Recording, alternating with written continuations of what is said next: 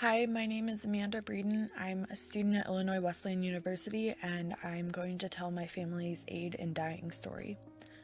National discourse surrounding physician-assisted death is wrought with conflict, to say the least. In conversations about the topic, it feels as if I've seen it all. I've witnessed strong displays of emotion, constant entertainment of misinformation, and even the formulation of doomsday-esque conspiracy theories.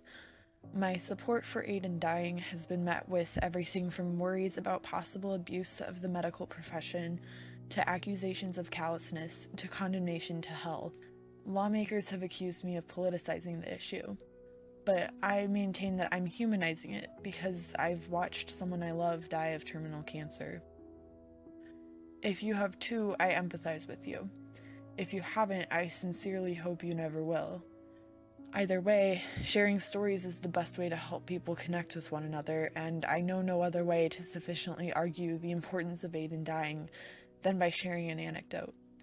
So, I always saw my Grandpa McGuire as the epitome of everything wonderful in the world. His spontaneity and sense of adventure betrayed a quiet disposition. When I was only a toddler, he was already hiking me through the creek behind his house and teaching me how to kayak. As a rather quiet, cautious, and anxious child myself, I had a tendency to shy away from things that were foreign to me, like camping in the woods and swimming in bodies of water where I couldn't see the bottom. But as we spent time together, Grandpa fostered in me a deep love and curiosity for the world that has only continued to grow. As I got older, we embarked on more daunting, artistic, and otherwise quirky excursions. Together, we hiked up Mount Hood and kayaked across North Carolina's Stump Sound. We went yurting, indoor skydiving, ziplining, snorkeling, and laser tagging. We traveled to Costa Rica, Black Butte, and Crater Lake.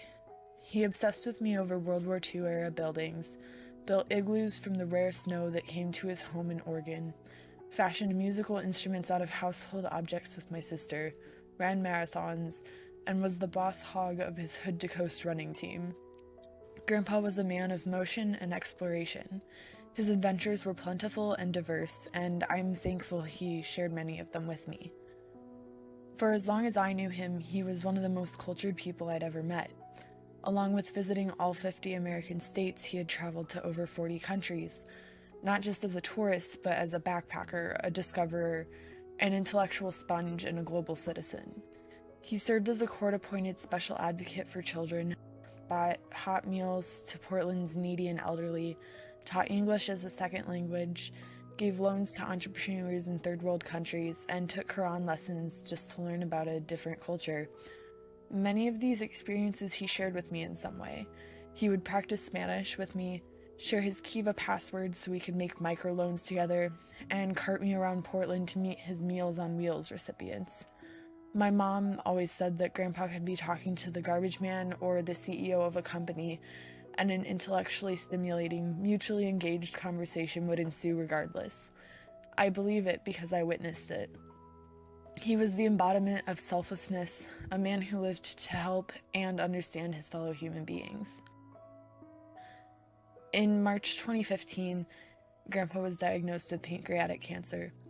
It was not caught in time to be addressed with surgery because it had already metastasized to his lungs, liver, and bloodstream. He couldn't run anymore.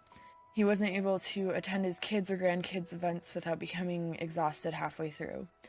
If he tried to get a full 8 hours of sleep each night, he'd wake up every few minutes in excruciating pain. If he was able to keep his food down, he had to take expensive pills to help his body digest it. His pain medication was so strong that it became increasingly difficult for him to think straight. The chemo treatments left him feeling sicker and weaker than the cancer itself did. They caused him to lose a terrifying amount of weight in the span of a couple weeks. He shouldered the risks and side effects of various clinical trials because, of course, we all hoped something would somehow cure him. But, of course, in the context of science as it currently stood, there did come a point where doctors told him they'd tried everything. And at this time, he was bald, pale, nauseous, and just exhausted. If he had lived in Illinois, all the doctors could have done was hop him up on pain medication as he wasted away in an altered state of mind. But because he lived in Oregon, he was able to utilize the state's death with dignity provision. I cannot make this clear enough. My grandpa did not want to die. He did not choose physician-hastened death on a whim. He was 68 years old, and he was a fighter. He biked several miles to and from a number of his oncologist appointments. He would have liked to keep running, and he wanted to see all of his grandkids graduate. He wanted to spend more time with his family, enjoy retirement, keep gardening, practice his Spanish, drink more coffee, and travel to more countries. Because even in his pain, he was still drawn to the satisfaction and purpose that came with constant motion. Like any normal human being, he did want the clinical trials to work, and when they didn't, he could very well have spent months suffering in palliative care until his body naturally succumbed to the cancer. In Oregon, however, he was able to choose a date and a time and a place to pass, surrounded by family, in his own bed, when the pain became truly unbearable. It was clear that all other options had been exhausted, and honestly, it was a relief for him to have some semblance of control over the manner in which his life was going to end.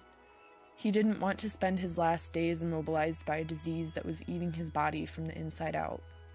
He didn't want his family to watch him deteriorate any more than he already had, even though we would have done anything for him. Having lived a fulfilling life was much more important to him than having lived a long life. When he took the pentobarbital on October 6, 2015, it took several hours for him to pass. He had been very healthy aside from the cancer, but he was no longer in pain, and that was what was important. He slept peacefully as his body shut down. I tell this story because my grandpa's life and death are a part of me. Devastation really didn't even begin to describe the feelings I had when he left us. There is still a gaping hole in my world, but I know that he made the right decision. While we are all obligated to weigh a number of important philosophical and medical questions about the boundaries and nuances of bodily autonomy, I am neither a philosopher nor a doctor. All I can do is speak from experience, and experience tells me that doctors are not only in the business of preserving lives. Sometimes they have tried everything available to them, and find themselves responsible for lessening the suffering in a life at its end. Why can't this involve a universal option for a gentle and consensual hastening of death? While my grandpa had a choice, many more people with terminal illnesses are at the mercy of their finances and their home addresses. If he had lived in Illinois with me, the state could have jailed his doctor for prescribing the same end-of-life treatment he received in Oregon. This is egregious to me, because if we cannot even have control over how we die in the midst of a terminal diagnosis, how can we have control over anything else that happens to our bodies? And if we can afford dignity to suffering animals, we should be able to let human beings articulate their end-of-life desires. State boundaries should never dictate a person's life or death against their wishes, because goodness knows these choices are already hard enough to make. Sometimes the greatest show of compassion is letting a terminally ill human being exercise the last bit of control they have over their life.